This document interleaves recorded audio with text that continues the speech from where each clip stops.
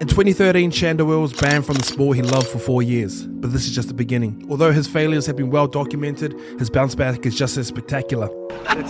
Come on, mate. Well, mate, it's not a person, mate. It's not a person. No, it's for us, it's for memories. Here's a story of adversity, failure, entrepreneurship, and redemption. And the scary thing is, I think he's just getting started. Welcome back to the Ice Project. Roll the intro. Sandor. Yes. Welcome back. What's going on? I often look back on my career and I look at the injuries, and at the time I used to think, fuck, why is this happening to me? You went through a tough time through your football career, and I'm sure you had similar feelings with that 4-year ban. But as we sit here past our 30s, what's the greatest lesson you've learned from that time that's transferred over to here? Wow. Tough question. Just smack you straight in the throat straight away. Mate, there's been a lot of lessons, and even just relation to your injury, like I look back on my career and I think that why me is a pretty fair question.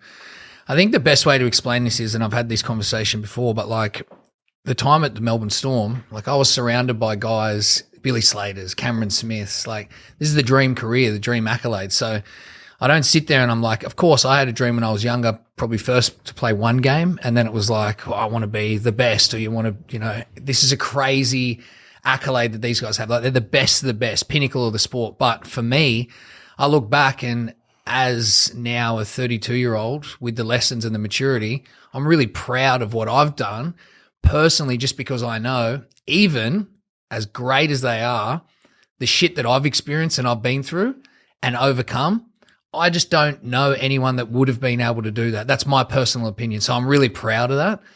So when I look at the lessons of like the adversity that I've been through in my career, the one thing I know is no matter what I'm faced with now, like I'm going to be okay. And that's what happens when you put yourself at risk. You put yourself in a position where you're going to fuck up, fail, make mistakes, face adversity. That's living. You know what I mean? If you're not doing that, what are you really doing? And in that 4-year span, what was the darkest day? And was there anything attached to that in terms of like mental health? Did you go through any issues like that? Or was it kind of just, fuck, why me? Luckily no, bro. I think from a young age, like I've been very independent. I was talking about this the other day, and this always comes through, but this is just the one snapshot. I used to live in Woolloomooloo in Housing Commission, back when it didn't have the nice restaurants and the fancy stuff. And at 7 years old, think about a 7-year-old now, but at 7 years old, I would walk to King's Cross, catch a train and a bus, year 2, and go to school every day. Like that was the level of independence and the experience and street smarts I had at that age. So like when I get to a point where it's like, back's against the wall, or fucking you're all over the newspapers for being a drug dealer apparently, I just go inwards and I'm like, well, I'm sweet. I'll just look after myself. So I've always been able to just face that sort of shit head on, but it was a tough time, bro. You can imagine like the scrutiny and the public opinion just based off the media. So that was probably the hardest. I remember leaving Canberra and being at the Sydney airport being like, fuck, everyone's looking at me. I was on the front of the paper. I pulled up next to a guy in the airport, older guy, bang, pulls out the paper. I was just like, fuck, mate, this whole plane ride, I got to sit next to this guy. I seen him open the double page spread, and that was probably the hardest time, just copying that initial public scrutiny without being able to give my side or without the facts really coming through. So you talked about street smarts. I see you as a really good entrepreneur, and you're going to be a great entrepreneur. And I feel like sometimes they go hand in hand. You went to Thailand and started a few businesses. Did you have an entrepreneur background, or was that just you just going, all right, my back's against the wall, I need to figure out how to make some money? Was it more of a survival thing for you?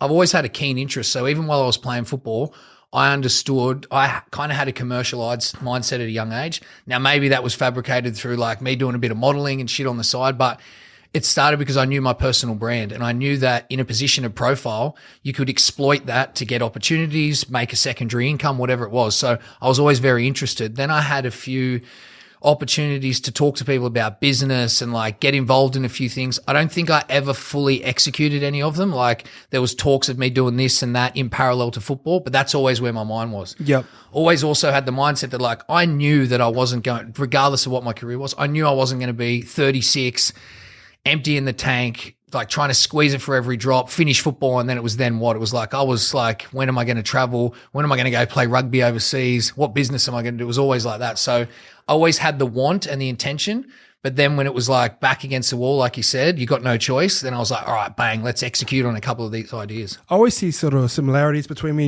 and yourself. And we've probably only hung out like 6 times. And every time we do, it just feels like natural and organic. But I was very similar to you in that phase. And I was into like photography and reading books. And obviously you were trying to do deals outside of that. Were you getting paid out for that at that time in the football scenes? Yes. It was a different time, wasn't it? It was very different, bro. Very different. And like, I'm lucky to have been exposed to that Storm culture, which we'll go into and why that's so polarizing. But bro, I'll take it back to school. You remember the guys at school? Now I'd love them and I'd love to make them feel 10 feet tall. But the kid who's always asking extra questions or wants to do extra work and learn, like you're a teacher's pet, nerd, whatever, that's what you can be in the football setting. You try too hard, you do something cool or different. Oh man, you're a weirdo, So that was the culture that I experienced, similar to you. Melbourne. Obviously, we hear about the Melbourne system a lot. It's a system I've admired from the outside. I've read Curry Bellamy's book. We won't touch so much on the football side, but more so the culture. What have you learned from that culture, from success that's transferred outside of football? Bro, so many things. I'm so grateful. Like when I went to the Melbourne Storm, it was 2016 and I was like, all right, I'm going to come back. I want to come back to footy. I had some different opportunities. One I think about because, I got injured. I remember meeting up in Parramatta at the park. It's like a big park in the middle of Parramatta. Yeah, I met up with, what's the coach's name now? Brad Arthur. I met up with him secretly, went to his car, we parked up, we talked and it was like, they were keen. I was definitely going there. This was just after Semi Radradra. So there was a position on the left wing. Would have walked in, done what I had to do in preseason. That would have been where I was. Went to Melbourne. The decision was Josh Adokar, Sully Vunivalu, the 2 arguably best wingers ever. I knew I wasn't going there and just getting a start, but I was like, if you ever want to see how good you are and how good you can be, that's the place to go. So I went there. Obviously I tore my ACL in the first 3 weeks. It's like, you couldn't write about it, but going there now, I got everything I wanted outside of football. I was involved with the premiership. I made great friends. They're big attributes of having a football career, but like the cultural stuff, the learning, the person I am, like that is having such a big effect on my leadership style and strategy and the way I do business in what is now building out a franchise. So like, I'm so grateful that I did that just alone for the cultural impact and leadership impact it's had on me, even outside of football. What does it take to be a great leader? A great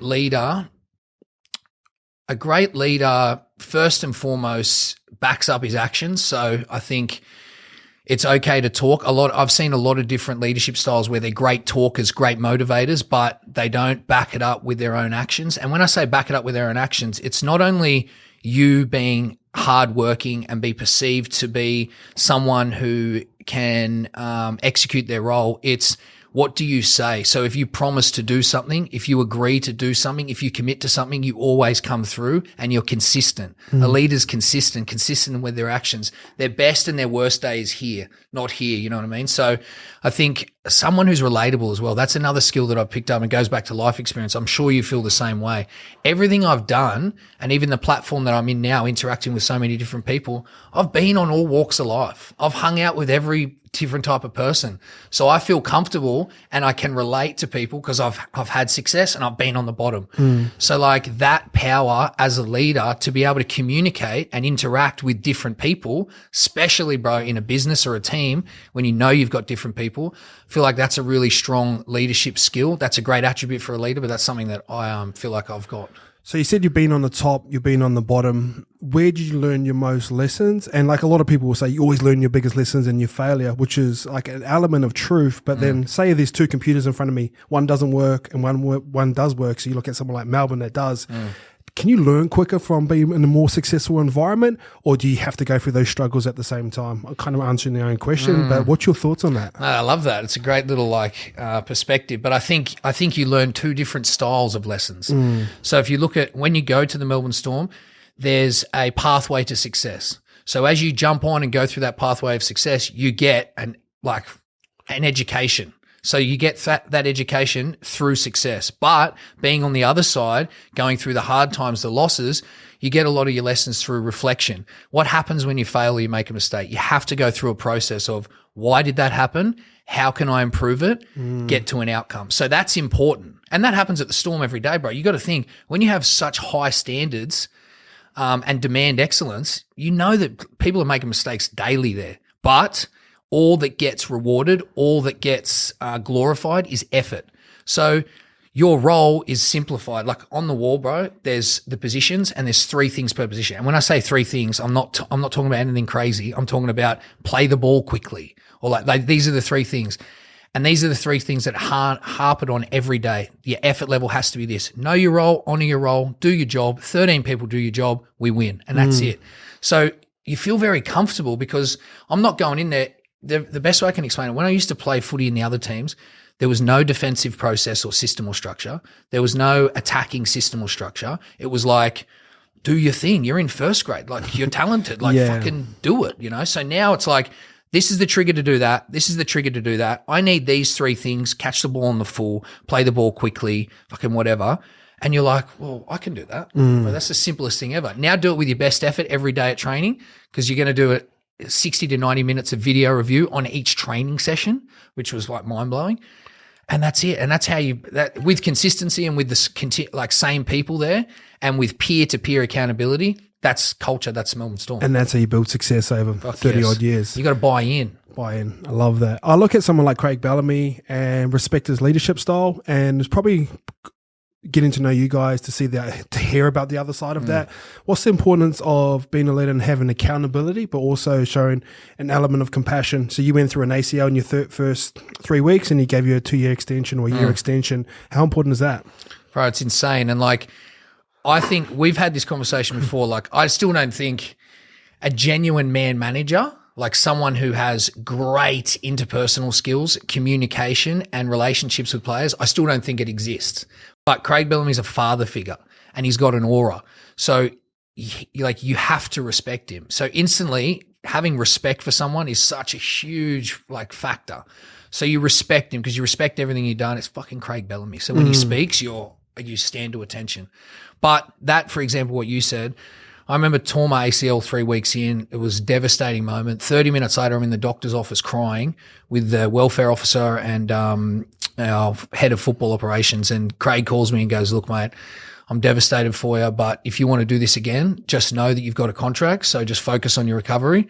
And that was like 30 minutes after the injury. And I was like, bro, can you imagine? You're not getting a better call than that. I was like, holy fuck. So like when you talk about that, yeah, okay. Craig's a pretty tough guy and he demands like your best effort and performance and he holds you to a high standard. But it's those pockets and those moments that like you will ask anyone. You ask the Cheese, you ask all these players. They're like, you feel like his son. You know what I mean? Father-son relationship ain't all lovey-dovey and cuddly all the time. You know what I mean? You have that bond where it's like, hey, I want you to do better. I want you to be better, but I've always got your back. So that was the man management style. So I like that. So I can see how it works. I love that. So you look back on your rugby league career, and I don't want to skip over it, but did you get what you needed to do? Like, did you tick that box as you will transition outside of retirement? You're on the other side. You're going to be doing great things. And I know a lot of people struggle on this. Do you look back on your rugby league career with any regret? Given the mindset I've adopted, I don't look back on it with regret, but it would be easy to look back on it with regret. I think there's a couple of things that played a key role. Like, bro, I've had all my major joints reconstructed, both knees, both shoulders. Like, that's out of my control. You know, you can't help that. That sucks. Being suspended, you could say that's somewhat in my control, but missing 4 years, that's a huge piece of the puzzle. So all of these things are kind of stacked it against me. But like I said, we go back. My dream was to play one game. I achieved that. I would have loved to have done a few more things, get to excel to a further position in my rugby league career. But at the end of the day, like when you look at the boxes I ticked, the dream I was able to do, like in the context of just our bubble, you got to understand, like, bro, when you leave Australia, you've traveled. No one knows what the fuck rugby league is. You know what I mean? But in our bubble, in my little world that's relative to me, that was everything that I wanted to do. So I suppose I don't look back at it with regret. I just now take like an attitude of reflection and look back, and I'm just proud of what I was able to do. Personal to me, you know, there's other people that wouldn't be proud of it or would find it hard to be, but I just know that everything I went through and was able to overcome, and now the person I am, like you have to just sit back and be like, fucking, yeah, good work. Yeah, I love that. All right, sports cards. Yes. Took over our life for Oh, a didn't it small what? period. Just out of context for people who don't understand what we're talking about, me, Sandor, we've got a little crew called the Car Gang, a great crew. Yo, like 100. some of the big dogs in there in rugby league, but we all just started collecting basketball cards and created this little community between each other, kept it tight. A few of the boys started businesses from it. But what did you learn about, we're on the other side of it now, and I'm sure we've still got some cards that we're holding. What did you learn about that experience, not just through networking or having no idea, jumping on it and building a business? What's some of the great lessons you learned from sports cards? Right, it's the first time I experienced getting on something that had such huge hype, and I'm sure there was always this underlying feeling that this bubble's going to burst, and we'll get into experiencing that now with cryptocurrency and NFTs, but like, I don't know, I just seen an opportunity and it was going so crazy. It was quick, eh? Bro, it's only like, I can't compare that to anything else I've done in my life where I've jumped on something that is literally going off its head in terms of like interaction and pop culture. But the main lesson was you have to come in with a strategy. Like, we were pure FOMO. It was like, oh, I want every card because this rookie could do that. And it was like, I could 10X, and we just went fucking mental, like box cards. It was fucking crazy. So strategy is the key. Any investment, it's like, what's your game plan? What's your strategy? Short term, long term? What's the outcome you're chasing? Oh, 100%. And that's sort of, we'll roll into cryptocurrency a little bit, but that was the biggest lesson I learned from it. Most things and most cycles are a bubble. And like, I'd talk myself out of some stupid shit or talk myself into buying some stupid things, but same thing. But that was the biggest lesson I've learned. And now we've rolled into the cryptocurrency. It's gone high and burst. Those are some of the skill sets I learned for life, and also the networking side. You started a business called 4 Points Collectibles. Yes. From that, talk about through the experience through that. And what made you want to go, instead of me just being a collector, how can I monetize this off a business?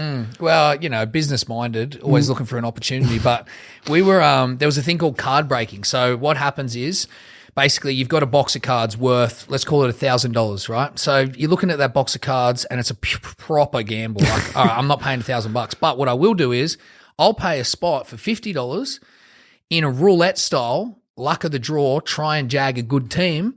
And then whatever cards come out for them, I get. So that was fun. Plus, it was pretty much gambling. So, just ticking a lot of boxes. Community as well. Like our whole crew had like decent amount of money too. Yes. So we weren't afraid to spend money. 100%. So like, you got that the community interaction, which we're all drawn to.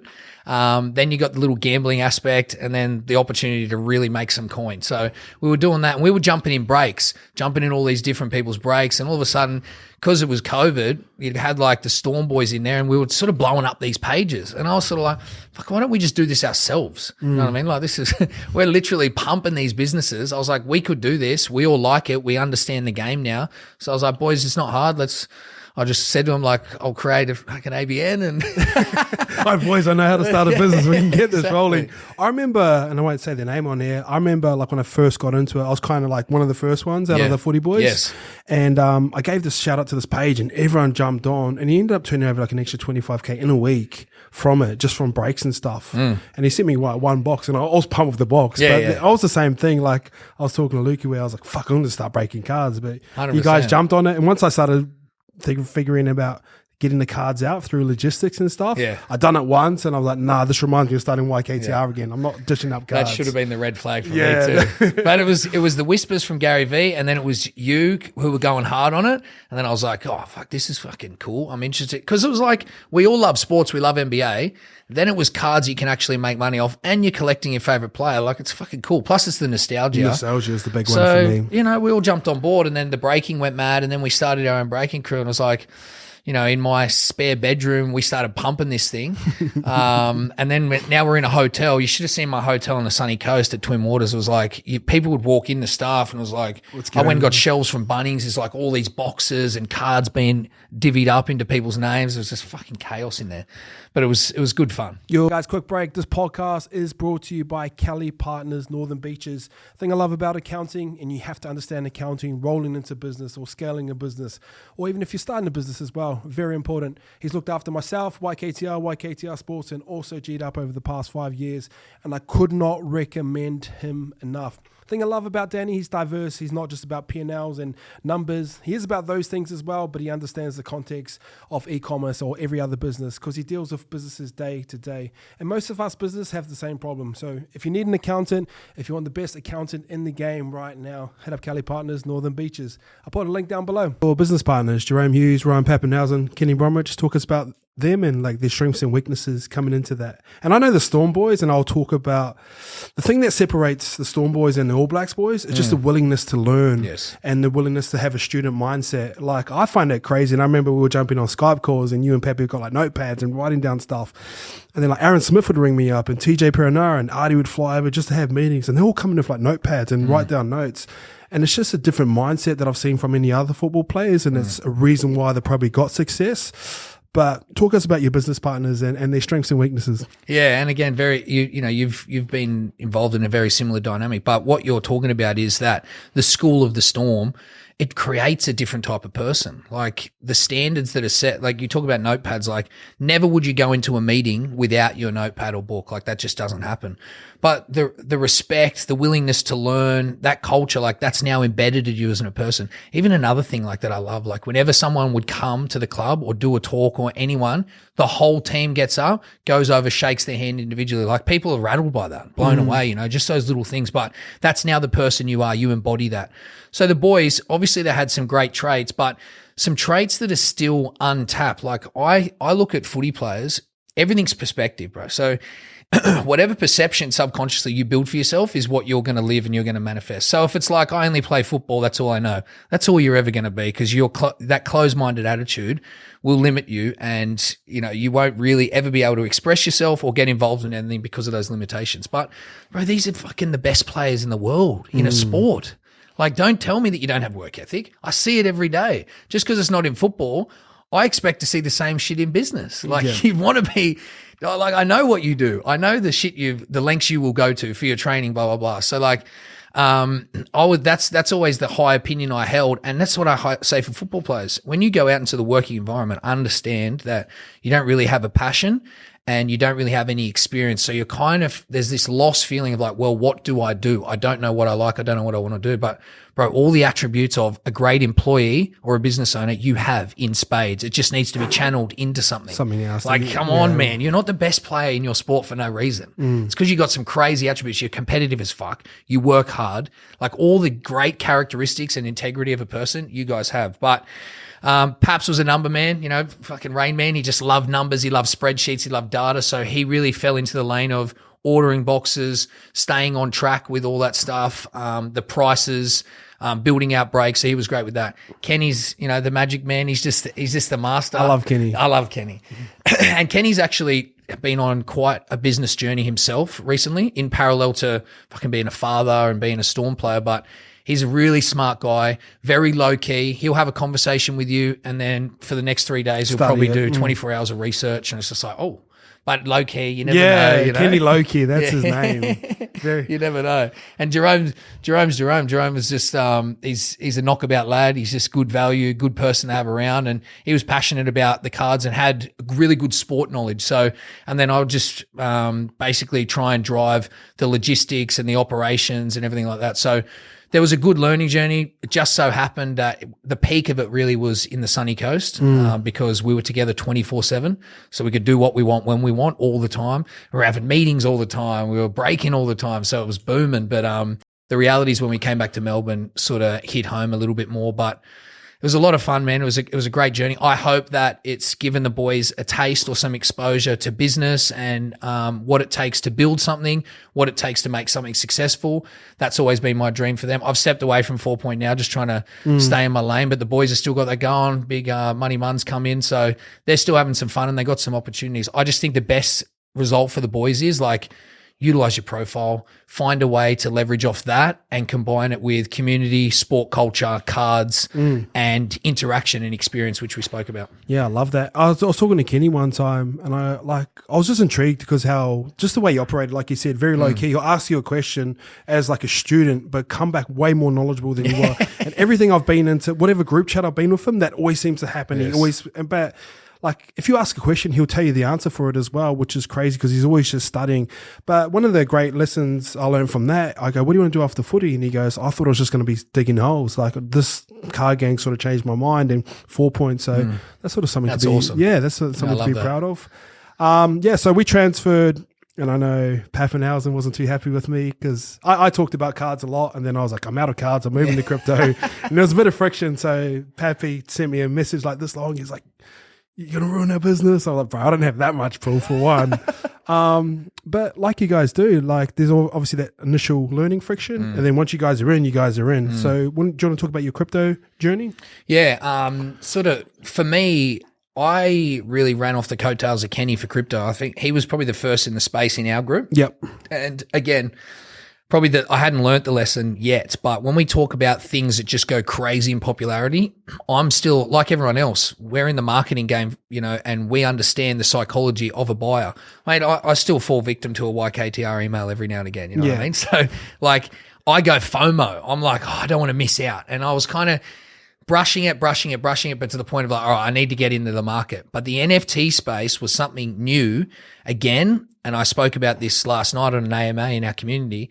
I got into NFTs because of fucking social media posts. It was like, I bought this picture of a fucking bird for $200 and now it's worth $250,000. And I seen it once and you brush it off. You're like, yeah, bullshit.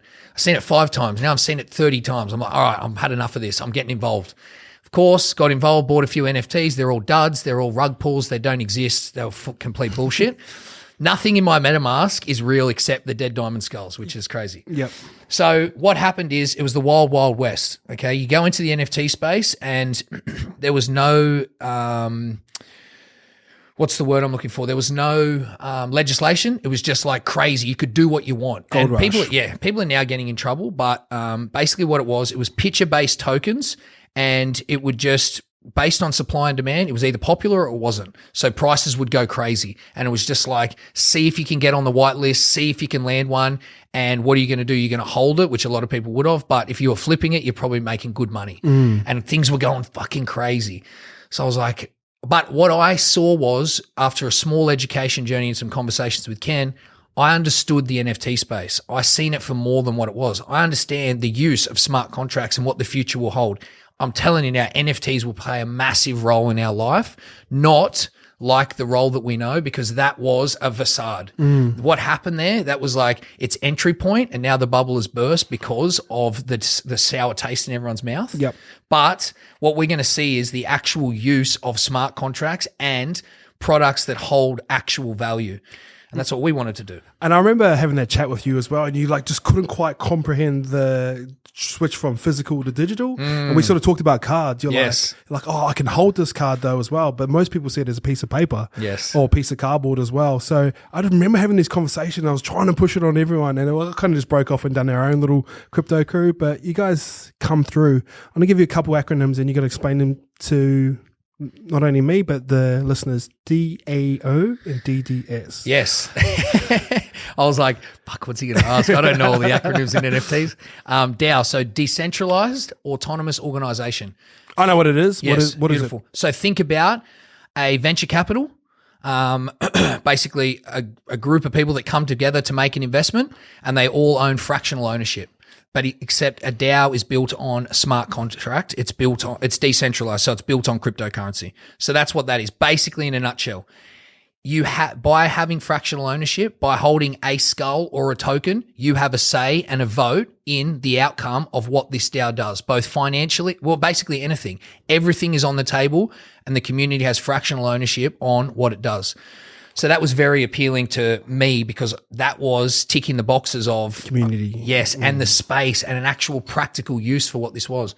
The first one that got me, it was called Links DAO. So what they did was they came up with a concept. It's like, okay, we're going to build a golf course in X. Everyone buys in, they own fractional ownership, and they generated in 6 weeks, like I'm going to use a fake number because I don't know the exact number, but like $13 million. Bang, straight off the bat. What a cool concept. Like, I think that's cool. Like, I buy a token, it gives me fractional ownership, and then you build a golf course with it. Like, that's a fucking great idea. Ours was a little bit less dramatic in terms of the logistics, but it was like, all right, we want to tick the community box. We know who's involved. So bringing the foundership group together, we had our tech arm in Sport Moments who are looking to replicate NBA Top Shot nationally in Australia. So awesome venture, but that was our tech arm. You had 4 Point and Vintage Mode who had their own little play creatively and profile. Yep. Then you had the Hour group who were events. So come together, a lot of strong attributes, but with some diversity.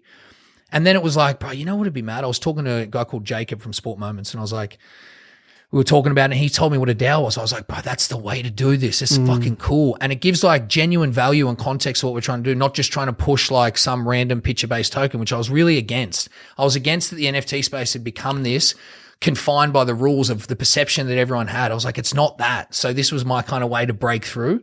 And I just wanted to get in the space. I really wanted to be like first in the space, you know? So you were the first guys I heard, like that was the first time I heard of it as well. And obviously I do my own research and stuff. I was like, oh, that just makes sense to me as well. And bro, and it was like the first conversation was, fuck it, how good would it be to own a Bored Ape? And I was like, I can't buy a Bored Ape. And no one else could. They're $400,000.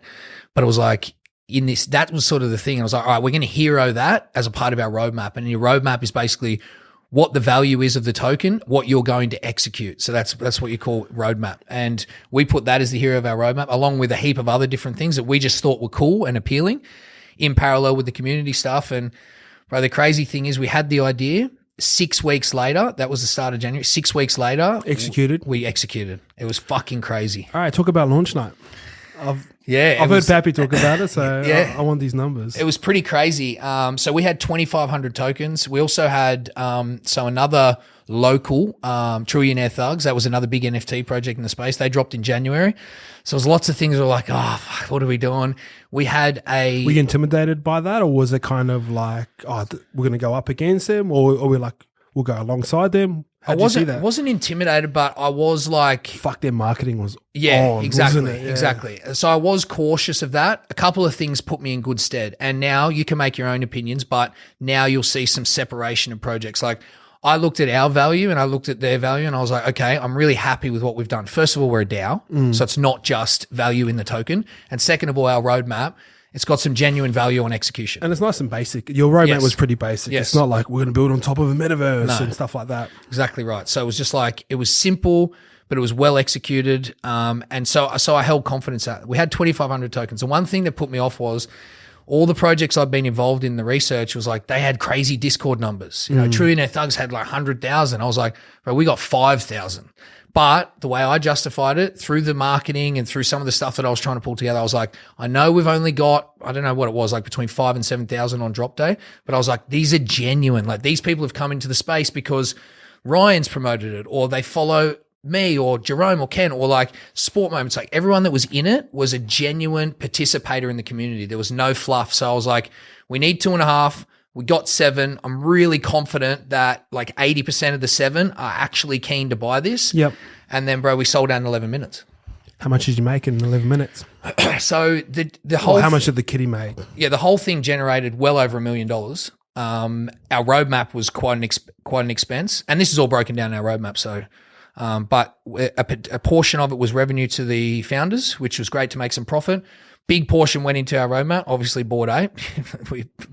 When I actually did that, we struck a deal with this guy who was selling his mutant ape and the Bored Ape. And, you know, I thought, well, we spent $450K. I was like, holy fuck, I can't believe we just did that. Like, tell me 2 years ago that you were going to create a business in 6 weeks and buy a Bored Ape for $450,000. I would have laughed. I said, what the fuck are you talking about? 2 years ago, wouldn't have known what a Bored Ape was. Exactly, bro. So, and I mean, that's really leveraging off the pop culture part of it. It was like, you had to have some strong appeal, and that was just a really cool thing. It's the same thing you guys do now. It's the same thing I do with whatever, vintage, anything. It's like, I'm leveraging off what's hot. You know what I mean? I don't make the rules. I don't dictate that. I find a way to pivot to what's cool, what everyone perceives as the it thing, what's hot, and you just take that lane. And it's a really strong direction to go when you're trying to market or you're trying to promote or you're trying to build. What's the Hour Group? So the Hour Group is an events company. They started off, their big entry into the space was, their business model is, and it's really cool. What happens is, they're not the only people that do it, but let's say you get a talent. Okay, a talent, you want to bring them to Australia. Sweet, this is my fee. Okay, we're going to pay you X. Now, you got me for 7 days. What you do in those 7 days is up to you. Sponsorship, events. Like they're bringing Gary Vee later in the year. Is he? Yes. Oh, he is. Yes. Get me on that. I'll get you in. So like that's what happens. So it's a really cool model. I like it. It's, yeah, there is a bit of risk, but essentially you pay the fee to bring this person over, and how you fill that time, what you're able to achieve is on you. And that's where you get your margins. So they bring Kobe Bryant over. They did the Mamba mentality. He's never done anything like that before. He came over, he did that speaking engagement. Some of the footage is fucking crazy. It's unbelievable. Like hearing him talk about, you know, why he bought a helicopter and why he flies him and his daughter around, and like his last speaking engagement it's touching, it's moving. It's like, it's a crazy experience to sit there and watch that, let alone be a part of it like some of the boys were. But that was their big entry into the market. And since then, they brought some big names over. And, you know, as soon as August, they're bringing HASBULLA and Big Shaq over. So you're going to meet HASBULLA? Yeah. Do you know what? When I think about like all the most famous people in the world, I'd still be starstruck for a lot of people. But I think if I see HASBULLA, I'll be like, holy shit, that's him. I'm the same. That's him. And you know, I was heavy on HASBULLA a while the ago. slow-mo wink he always does. That's my favorite thing. Right. It was the best. And like, fair play to him. It was just funny to see the whole journey about him coming over. And it's very, like, where he lives like still deep in Chechnya, like in that. So for him to get his passport, for them to organize it, like his dad had to take him into Russia, you know, he's 19, 20, take him into Russia. It was a whole ordeal. And then he just cruises back to Chechnya and lives his little life. Like him coming to Australia is going to be off its head. Like it's going to be mental. That's crazy. So Shaq coming over as well? Like, what's he going to be doing over here? A few gigs? Or? Yeah, so some speaking engagements. He's got the event, which is going to run through the Our Group, which will be really cool. The big thing for us, and this is one of the things that I'm like really proud of, and we've been able to over deliver. But there was in the DDS roadmap, there was a party. You know, the Dead Diamond Disco, whatever it was, a party. And now we're actually having a private event and Shaq's DJing at our private event. Like, it's fucking cool. Big coin, but it's cool. So, like, I'm seeing the opportunities of that is great experience for our members. Future forecasts, it's like, fuck, this is what DDS does, but I'm banging there's some viral content. Like, he's never done anything with NFTs. So for him to come to Australia, play a private DJ event with this NFT group called Dead Diamond Society, we just got to milk the shit out of that. And he's boys with Fisher, isn't he? Yeah, he is, yeah. Yeah. And obviously Munster's got that little connection there as well. Yeah. So for people who probably don't understand what this is going on, this is just probably going to go over the head. A couple people would. Say I've got $1,000 and I've bought a token or a skull from you guys as well.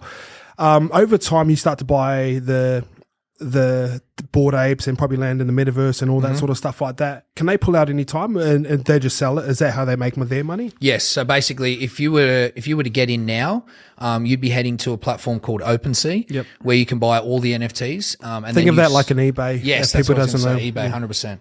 And then that gets stored in your wallet. So once you have that ownership, that will be acknowledged in the Discord, which is our community-based chat platform. And then a couple of other things, whether you want to vote or whether you get entitled to tickets or perks through the Dead Diamond Society. So the thing with it is you can pull out at any time. At one point we had, what did we drop at? We dropped at 1.5 and we got to over we dropped at 0.15 and we got to 0.35, 0.4 as our floor price, which is fucking epic. You know, we're sitting in the top 3, top 4 NFT projects in Australia. So it's really cool. Yeah. And to see that is important because the financial value is a massive attribute for people who are getting involved in the space. So that box has been ticked, value through the roof. And then, bro, things like, some of those experiences you're going to be provided. Like priceless. Yeah. Like, priceless. Put a price on that. You know what I mean? Like, but if you think about the NFT space, even the Bored Ape and the Mutant Ape we bought, they came out, what's their group called? The group that backs Basie and Macy. Do you know Loki? Is it Yu-Gi-Oh?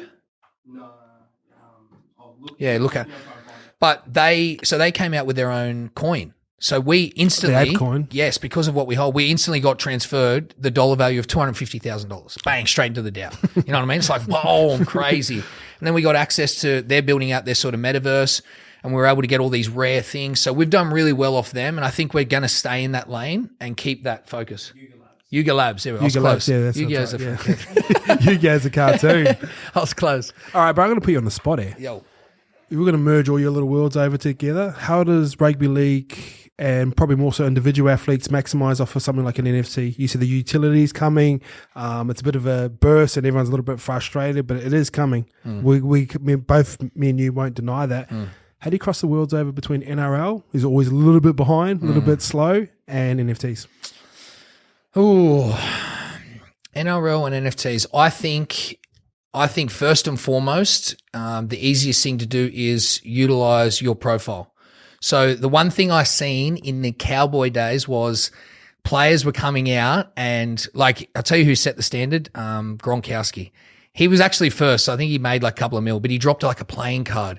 It was like this kiddie's little 2D animation. I was like, oh my God, that's so embarrassing. But at the time, FOMO, people bought it. And then everyone started doing it, dropping these digital cards. And I was like, bro, and there's no value. It was just literally a piss take, like a money grab. And man, some people, it would have been really detrimental for their profile. But the way I see it is, if I am someone who's looking to utilize NFTs for my own personal brand, I'm basically thinking like digital subscription model, access, and community. That's what I'd be doing. I'm thinking that as well. I've sort of talked about this a little bit. Like, say someone Cheese is part of YKTR, YKTR Sports. We could execute something for them like that. I just see, maybe if there's 1,000 tokens every single year and they're $100 and you become a part of their Discord, that's an extra 100,000. From that, we can say model that what you guys do, create merch on top of that as well. That's only access to those types of people. And then that way, you don't have to sort of go to sponsors to get deals done. You can, and the thing I love about it, you get players caring about their personal profiles a lot more. 100%, I love that. I think sometimes in football we get caught up. We're part of the team and we go out, we're in groups of people, we get in trouble. The team starts to cover it. I think if we have that mindset of personal branding and allowing to do that, I think it starts to change the game really, really quick. It's game over. Even what you just said, bro. Like, I'm paying $100 for Cheese's NFT if you're like, okay, you got the Discord community, say 4 events, one a quarter, where you get a chance to meet up with him. That's not that hard, bro. Merch, like specific content, $100, I'm paying that all day. Like what you're talking about, that little platform model, that's cracker. And that's like very achievable, very realistic. And also be like, oh, we're going to the Sharks game today. I've got 4 tickets only for my crew. 100%. Guys, who wants them? 100%. Stuff like that. So that's where I see the game going. I know the NRL is going to try and block it, but if I was the NRL, I'd just try and clip it 20%. Off, you know what I mean? And they're making more revenue off the players working off their own brand. 100%. I know we don't have the scale of the American attitude in sports, but like, when will the penny drop where you give the power back to the player in terms of their profile? I get their understanding, like they hold the rights to the IP of all players, but if you were doing stuff with it, I would get it. But how long's it been? Have they actually done all they can to maximize player IP and the use of that? They really haven't. Like, give some access for players to, in parallel to what you're doing, pump their own profiles. Don't tell me that doesn't have a ripple effect. Like, it's so disappointing, but it ain't going to change. All right, bro. The entrepreneur of doom, Airlocker. Talk about it. Yeah. How'd you get into it? Mate, the story goes, so fitness has been a big part of my life. I've always been very interested and intrigued by it. Even when I was playing football, I was, you know, if there was something I obsessed over, it was like, what can I be doing in the gym? Like, that was just my thing. Like, so always invested in strength and conditioning, my time. But I also have been very drawn to coaching. I've always loved that. I think it was just the ability to go into a group training environment, which I got involved in Thailand. And then I had an F45 in 2016 to 18. And going into that platform, bro, you get all sorts of walks of life, all sorts of shapes and sizes, introverted, extroverted, people you would never hang out with or associate with, and people who are your type of people. So once you get access to this landscape as a platform, like, I know when you come into my space that I'm confident in, I'm greeting you. I'm making you feel 10 feet tall. I'm taking you through a cracker experience. You've now made your own social network within this community. And it's like that 1 hour of your day that you come into, and it's like you're showered with fucking positivity. You have a great workout. You probably push yourself to your limits, so you get that euphoria post-workout. You change your lifestyle, and it's just a cracker experience. But I'm talking about physical, mental, lifestyle. You can have that approach with everyone. So I'm really drawn to that coaching side. I think once I got past my own ego, I really understood that I do feel like I'm sort of a vessel for other people. I just think my skill, my personality is to bring other people up. And I'm still working on that, separating myself, my needs and wants, and staying aspirational, but also realizing that, hey, you've got a great, maybe call it a gift or a skill to really like empower other people. So like go down that lane. So that's what I saw as my passion. That's what I saw as I wanted to do post footy. The street smarts and entrepreneurs start to come in. You start to become a franchisee of F45. Cool. I get it. But you start looking around the corner looking at the top? Was that the motivation? Yeah, 100%. It was good to go through that experience because being at studio level, again, I've got the experience. Don't go and talk to a studio owner, a franchisee, about the trenches and what you have to do if you haven't done it before. I had to do the build myself. I had to manage. I had to do the admin. I had to do the coaching. I had to do the financial reporting. So got exposed to everything and I have a really good understanding. My passion's always been in programming and coaching. So originally, you like that side of it? Yeah, I love it. I love it. I love the program, but I love coaching. So right now, what I do with Airlocker in terms of my employment role is performance director. So I build the program and I do the coaching education. So two big boxes ticked. I'm lucky enough to be a partner in the business, and we just as of a couple of weeks ago signed the master franchise for America, which is fucking huge. So that's a big moment. But originally I got involved with my boys over in the States who own like 5 or 6 who did own some F45s. So we got involved and I was like, boys, what are we going to do? Like, I'm finishing up footy now. I'm looking at different options, but let's do something. Let's like go after something ourselves. And I trained in altitude, and one of the boys just started training this altitude thing in San Diego. The other boy, he was in Central Coast. He's like, bro, you wouldn't believe it. There's this altitude gym that's just opened in Newcastle. We were just like, light bulb thing? Bro, I was like, what the fuck do you mean? Like, we've been talking about this. And he's like, bro, I'll go check it out. So he went there. Originally, we were like, all right, well, let's get as much knowledge and understanding as we can and see if it can contribute to what we want to do. We kicked it off with the owner, Roman Brady. And we just like connected, all of us. We had this passion. It was like this vision. There was a lot of dream chat, a lot of energy, a lot of passion. And it was like, let's take this to America. So that was the plan. It was like, fuck, this is it. Like, I found my passion. I found my purpose. We all know the trajectory of F45, who at its peak not long ago was one of the great stories, isn't it? Crazy. In business, yeah. Crazy. And, floated for $2 billion. So like there's a pathway there. Of course they were very innovative in the space, but there's a pathway there if you can get the scale right. So we got involved and I was like, all right, this is what we're doing. And the COVID hit. So the American journey was on pause, but the kind of discovery of, oh, so your passion is programming and education. Well, why don't you just get on board and start working with Airlocker now? I was like, sweet. So now I'm deep rooted in that journey and have a very strong operational role and trying to build this thing. But as you said, transitioning from studio to franchise has been crazy journey, bro. Because studio, put it on your back. Yeah. I can put it on my back. I'll get it done. I'll do it myself. Franchise is not about you. So you can't do nothing. It's, can you create the systems and processes and everyone else succeeds? So like, yeah, you're a new franchisee. You're a reflection of me. If you fail, I've failed you to some degree. But like, so building out systems and processes for scale as opposed to, oh, I can do it, I'll show you the way. Big learning curve. Awesome. What's the benefits of training at altitude? So many awesome benefits. If you look at altitude training, typically like what's only been available to the world's best athletes, we're talking every sport, since the 60s.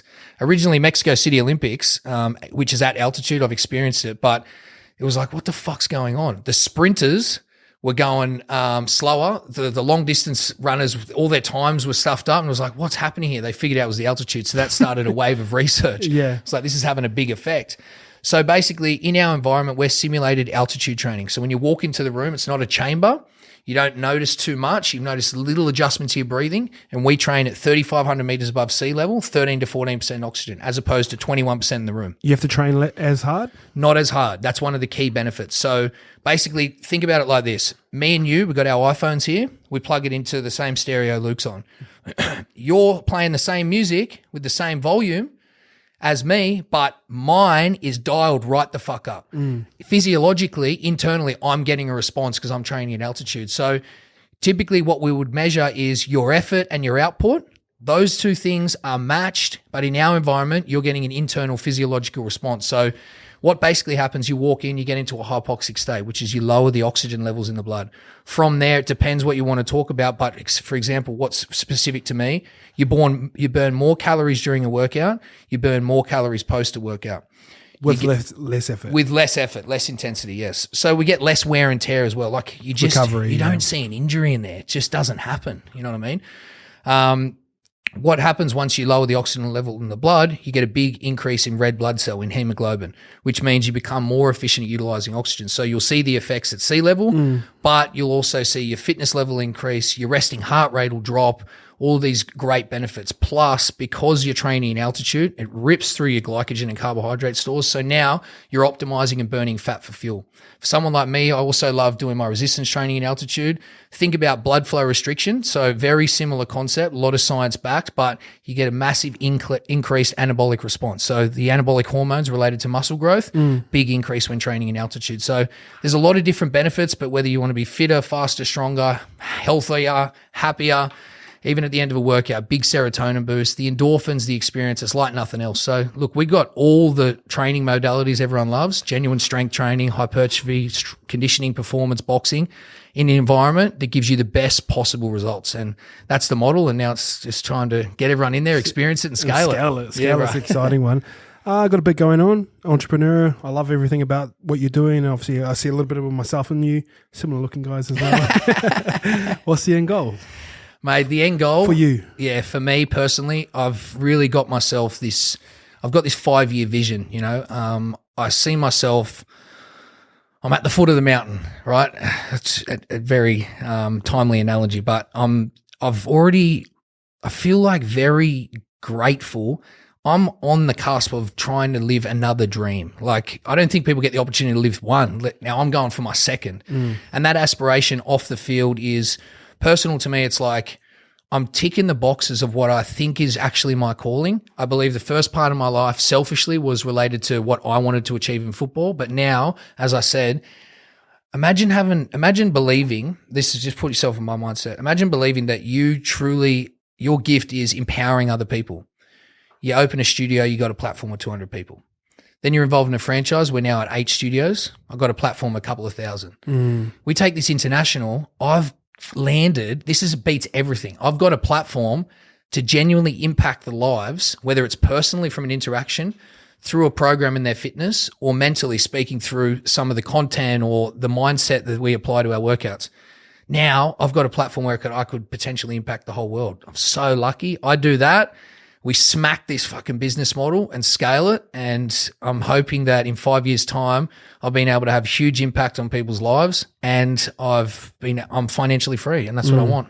I think that's what everyone wants. Yeah. All right, my friend, thanks for jumping on, sharing your knowledge. Thank you, Appreciate brother. you, bro. Looking forward to seeing you at the top. Appreciate you, bro.